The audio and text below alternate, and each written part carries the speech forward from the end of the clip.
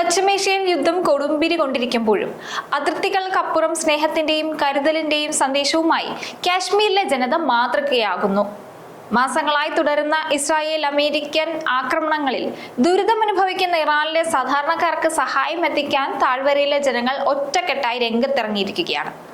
രാഷ്ട്രീയ തർക്കങ്ങൾക്കപ്പുറം സഹജീവി സ്നേഹത്തിന് മുൻഗണന നൽകുന്ന ഈ നീക്കം ആഗോളതലത്തിൽ തന്നെ ശ്രദ്ധിക്കപ്പെടുകയാണ്. ഇന്ത്യയിലെ ഇറാൻ എംബസി ഇതിനോടകം തന്നെ കാശ്മീരികളുടെ ഈ വലിയ മനസ്സിനോടുള്ള നന്ദി രേഖപ്പെടുത്തിയിട്ടുണ്ട്. യുദ്ധക്കെടുതിയിൽ വലയുന്നവർക്ക് താങ്ങാവുക എന്ന ലക്ഷ്യത്തോടെ സ്വരൂപിക്കുന്ന ഈ സഹായങ്ങൾ ഇരു രാജ്യങ്ങൾക്കുമിടയിലുള്ള സാംസ്കാരികവും വൈകാരികവുമായ ബന്ധത്തിന്റെ ആഴം വ്യക്തമാക്കുന്നത് കൂടിയാണ്. ഇറാന് നേരെ ഇസ്രായേലും അമേരിക്കയും ചേർന്ന് ആക്രമണം ആരംഭിച്ചിട്ട് ഏകദേശം 4 ആഴ്ചയാകുന്നു. ഇതിന് പിന്നാലെ ഇറാൻ ഗൾഫ് രാജ്യങ്ങൾക്ക് നേരെ ആക്രമണം നടത്തുകയാണ്. ഇതിനിടെ ഇറാനിൽ ദുരിതമനുഭവിക്കുന്ന ജനങ്ങൾക്കായി സ്വർണം, പണം ഉൾപ്പെടെയുള്ള വിലപിടിപ്പുള്ള വസ്തുക്കൾ സംഭാവന ചെയ്തിരിക്കുകയാണ് കാശ്മീരിലെ ജനങ്ങൾ. ഇന്ത്യയിലെ ഇറാൻ എംബസിയാണ് ഇത് സംബന്ധിച്ച വിവരം എക്സ് പോസ്റ്റിലൂടെ പുറത്തുവിട്ടിരിക്കുന്നത്. ഹൃദയപൂർവ്വം നന്ദി. ഇറാനിലെ ജനങ്ങൾക്കൊപ്പം നിന്നതിന് കാശ്മീരിലെ ദയാലുക്കളായ ജനങ്ങൾക്ക് ഞങ്ങൾ ആത്മാർത്ഥമായി നന്ദി പറയുന്നു. ഈ ദയ ഒരിക്കലും മറക്കില്ല. നന്ദി ഇന്ത്യ എന്നാണ് ഇറാൻ എംബസിയുടെ പോസ്റ്റിൽ പറഞ്ഞിരിക്കുന്നത്. കാശ്മീരികൾ ഇറാന് നൽകുന്ന പിന്തുണയെക്കുറിച്ച് ഒന്ന് അറിഞ്ഞിരിക്കണം. ഫെബ്രുവരി 28-ന് അമേരിക്കയും ഇസ്രായേലും ചേർന്ന് ടെഹ്റാനിൽ വ്യോമാക്രമണം നടത്തിയതോടുകൂടിയാണ് പശ്ചിമേഷ്യൻ യുദ്ധങ്ങൾക്ക് തുടക്കമായത്. കാശ്മീരിലുടനീളമുള്ള നിരവധി മുസ്ലിം വിഭാഗത്തിൽപ്പെട്ട ജനങ്ങൾ ഇറാനെ പിന്തുണച്ചുകൊണ്ട് സ്വർണം, പണം, ചെമ്പ് തുടങ്ങിയ വളരെ വിലപിടിപ്പുള്ള വസ്തുക്കൾ നൽകാൻ തീരുമാനിച്ചു. ഈദ് ആഘോഷങ്ങൾക്ക് ശേഷം കാശ്മീരിലെ താഴ്വരയിലുള്ള യുവാക്കൾ ഇറാനിൽ ദുരിതം അനുഭവിക്കുന്നവർക്കുള്ള സഹായത്തിനായി വീട് വീടാന്തരം കയറി സംഭാവനകൾ ശേഖരിച്ചു. സ്ത്രീകളും പുരുഷന്മാരും കുട്ടികളും ഉൾപ്പെടെ എല്ലാ വിഭാഗത്തിലുള്ള ജനങ്ങൾ ഇതിന്റെ ഭാഗമായി. സ്ത്രീകളാണ് ഉദാരമായ സംഭാവനകൾ നൽകിയത്. പ്രത്യേകിച്ച് സ്വർണ്ണാഭരണങ്ങൾ, ചെമ്പുപാത്രങ്ങൾ, മറ്റ് വിലപിടിപ്പുള്ള വീട്ടുപകരണങ്ങൾ എന്നിവ സംഭാവനയായി നൽകി. ചില കുടുംബങ്ങൾ കന്നുകാലികളെ പോലും കൊടുക്കാമെന്ന് പറഞ്ഞു.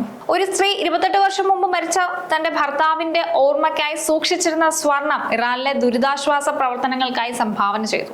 ഇറാനിയൻ എംബസി നൽകുന്ന അക്കൗണ്ടിലേക്കാണ് പണം കൈമാറിയിരിക്കുന്നത്. കുട്ടികൾ പോലും അവരുടെ ചെറിയ സമ്പാദ്യത്തിൽ നിന്ന് സംഭാവന നൽകിയെന്നാണ് അധികൃതർ പറയുന്നത്. സാധാരണ ജനങ്ങൾ മാത്രമല്ല, ഗുഡ്ഗാമിൽ നിന്നുള്ള നിയമസഭാംഗമായ മുൻതാസിൻ മെഹദി തന്റെ 1 മാസത്തെ ശമ്പളം സംഭാവന ചെയ്യുമെന്ന് പ്രഖ്യാപിച്ചിട്ടുണ്ട്. ഇറാന്റെ പരമോന്നത നേതാവ് അയത്തുള്ള അലി ഖമനേയുടെ മരണം ടെഹ്റാൻ സ്ഥിരീകരിച്ചപ്പോൾ ജമ്മു കാശ്മീരിലുടനീളം പ്രതിഷേധങ്ങൾ പൊട്ടിപ്പുറപ്പെട്ടിരുന്നു. ഇതിന്റെ ഫലമായി ഉദ്യോഗസ്ഥർ 2 ദിവസത്തേക്ക് സ്കൂളുകളും കോളേജുകളും ഒക്കെ അടച്ചിടുകയും പ്രധാന റോഡുകളിൽ ബാരിക്കേഡ് ഉപയോഗിച്ച് ഗതാഗത നിയന്ത്രണങ്ങൾ ഏർപ്പെടുത്തുകയും ചെയ്തിരുന്നു. പ്രതിഷേധക്കാർ സുരക്ഷാ സേനയുമായി ഏറ്റുമുട്ടുകയും ചെയ്തു. യുഎസിനും ഇസ്രായേലിനും എതിരെ മുദ്രാവാക്യം വിളിച്ചുകൊണ്ടായിരുന്നു പ്രതിഷേധക്കാർ എത്തിയത്. യുദ്ധം 4ാമത്തെ ആഴ്ചയിലേക്ക് കടക്കുമ്പോൾ ഇറാൻ ഉണ്ടായ നാശനഷ്ടങ്ങൾ ചില്ലറയല്ല. ഇറാന്റെ തന്ത്രപ്രധാനമായ സൈനിക കേന്ദ്രങ്ങൾ, മിസൈൽ വിക്ഷേപണ കേന്ദ്രങ്ങൾ, ഡ്രോൺ നിർമ്മാണശാലകൾ, എണ്ണ ഉൽപാദന കേന്ദ്രങ്ങൾ എന്നിവ ലക്ഷ്യമിട്ടാണ് പ്രധാനമായും ആക്രമണങ്ങൾ നടന്നത്. ഇറാന്റെ സാമ്പത്തിക അടിത്തറയായ എണ്ണ ശുദ്ധീകരണശാലകൾക്കും ഊർജ്ജ നിലയങ്ങൾക്കും നേരെ നടന്ന ആക്രമണങ്ങൾ രാജ്യത്തെ സാമ്പത്തികമായി തളർത്തിയിരിക്കുകയാണ്. എണ്ണ കയറ്റുമതി തടസ്സപ്പെട്ടതോടെ വിദേശ നാണയ വരുമാനത്തിൽ വൻ ഇടിവുണ്ടായി. പല നഗരങ്ങളിലും വൈദ്യുതി, ആശയവിനിമയ സംവിധാനങ്ങൾ എന്നിവയൊക്കെ തകരാറിലായി. ഗതാഗത സംവിധാനങ്ങളെ ഉൾപ്പെടെ ആക്രമണങ്ങൾ ബാധിച്ചു.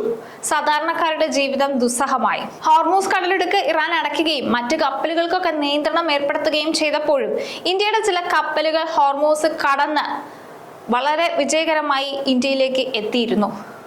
ഇത് ഇരു രാജ്യങ്ങളും തമ്മിലുള്ള ആഴത്തിലുള്ള സൗഹൃദത്തെയാണ് എടുത്തു കാണിക്കുന്നത്. വർഷങ്ങളായിട്ടുള്ള ബന്ധമാണ് ഇന്ത്യക്കും ഇറാനും ഇടയിലുള്ളത്. അത് സാംസ്കാരികവും വൈവിധ്യവുമാർന്ന ബന്ധം കൂടിയാണ്. പല കാര്യങ്ങളിലും ഇന്ത്യയും ഇറാനും സഹകരിച്ചു പോകുന്നുണ്ട്.